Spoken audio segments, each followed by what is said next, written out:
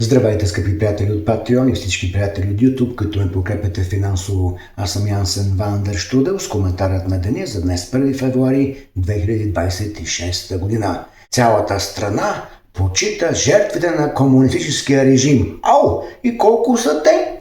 Май се увеличават всяка година. А колко са жертвите на демокрацията?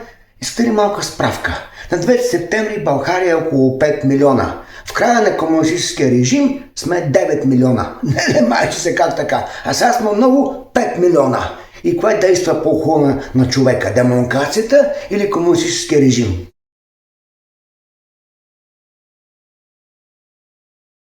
Здравейте, масони и масонки! Кандидат членове на масонската ложа Великия Штрудел. За вас имам специални шапки, с които се разпознаваме масоните и масонките.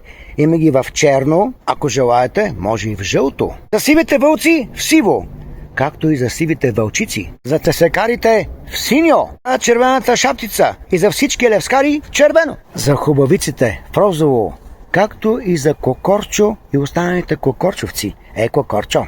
Много ще отива. Скъпи масонки и масони, членове на масонската ложа Великия Штрудел, поръчайте своята шапка чрез лично съобщение до моят профил във Фейсбук.